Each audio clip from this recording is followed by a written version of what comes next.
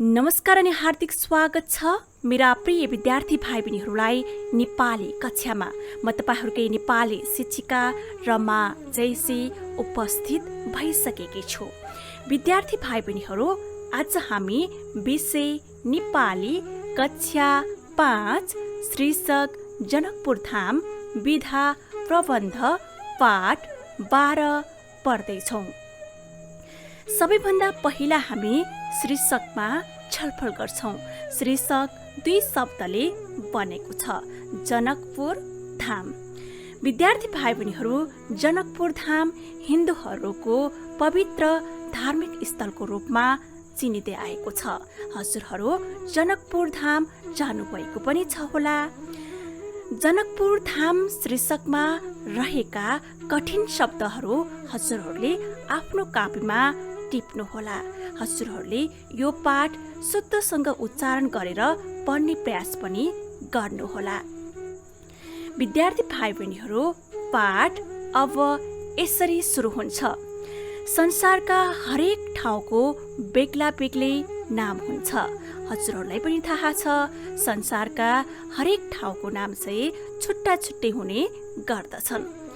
ती सबै ठाउँको नाम सबैलाई थाहा हुँदैन। धेरै मान्छेलाई थाहा हुने ठाउँहरू पनि संसारमा निकै छन्। जनकपुर धाम पनि एउटा यस्तै ठाउँ हो। यसको नाम नेपाल र भारतका धेरै जनताले सुनेका छन्। यस ठाउँमा उहिलेका नामी राजा जनकले राज्य गरेका थिए।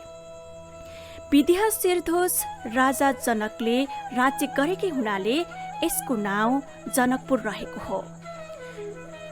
यो जनकपुर हिन्दूहरूको प्रसिद्ध धाम वा तीर्थ हुनाले यसलाई जनकपुर धाम भनिएको हो।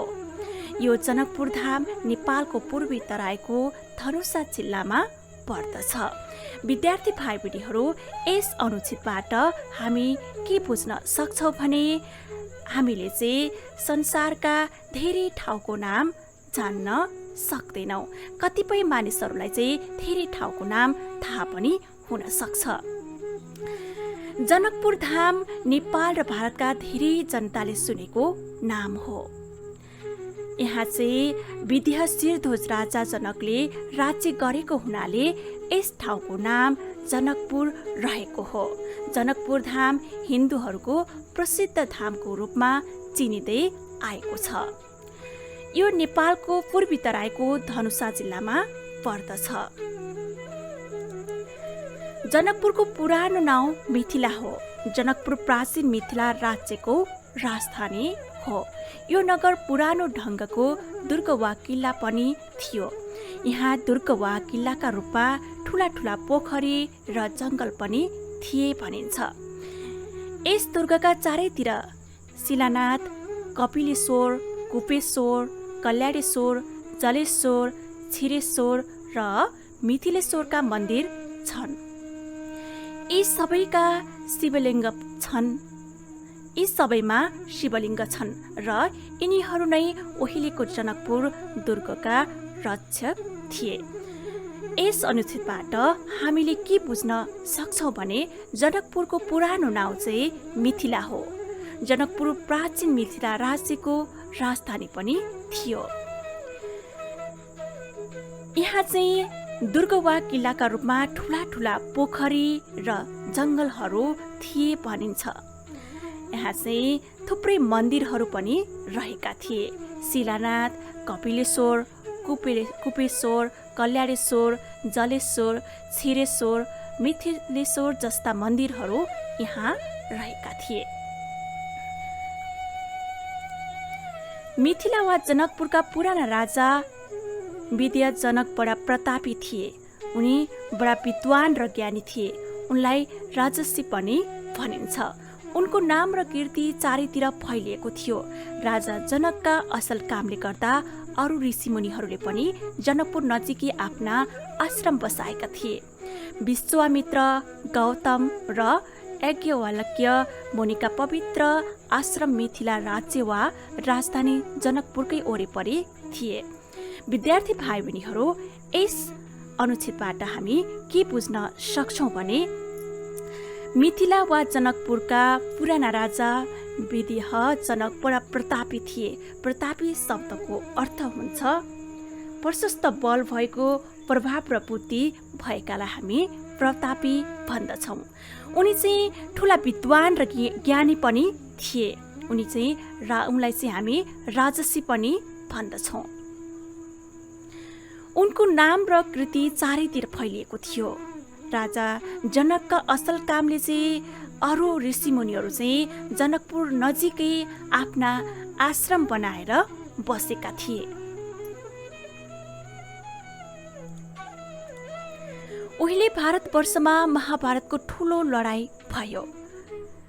यस लडाईँमा संसारका सबै वीरहरू मारिएर धेरै धनजनको क्षति भयो। पहिले चाहिँ भारतवर्षमा चाहिँ महाभारतको ठुलो लडाईँ भएको हामी चाहिँ धार्मिक किताबहरूमा पढ्न पाउँछौँ।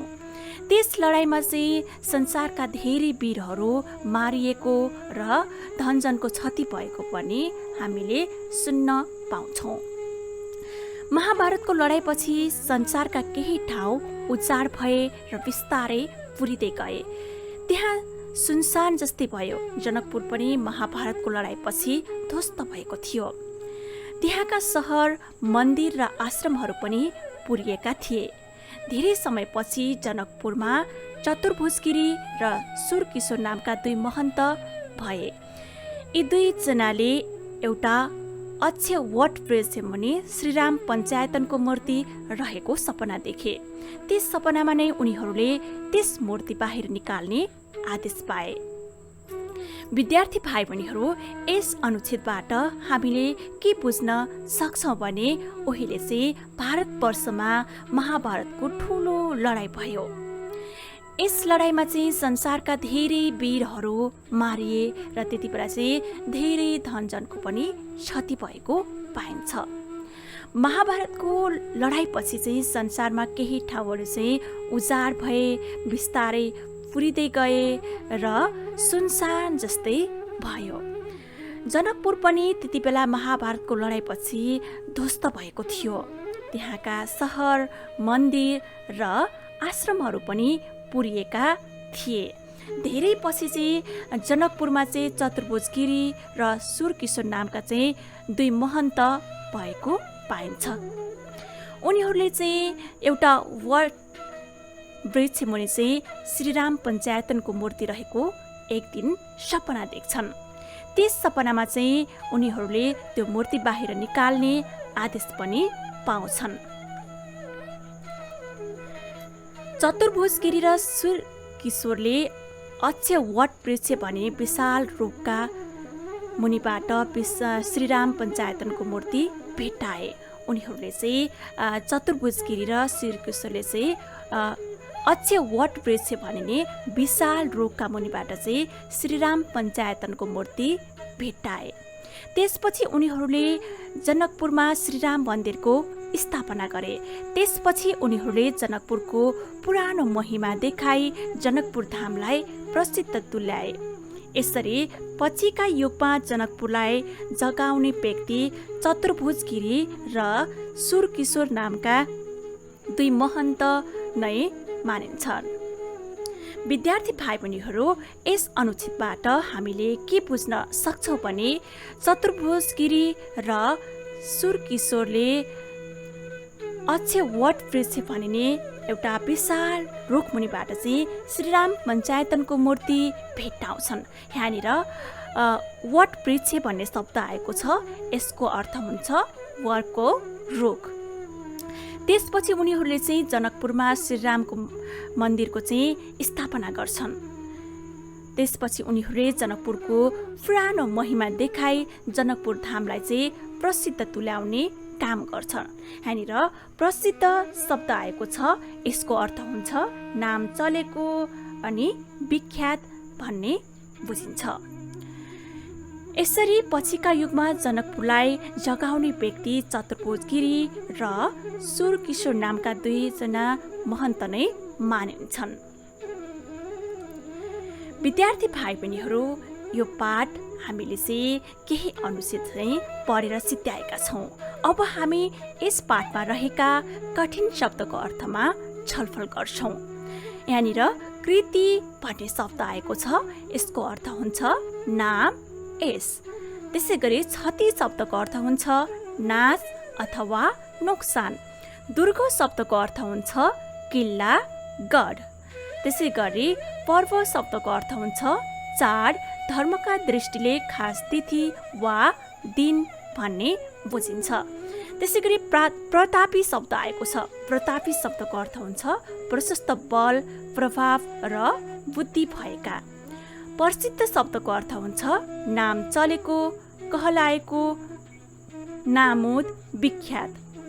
त्यसै गरी प्राचीन शब्दको अर्थ हुन्छ पुरानो।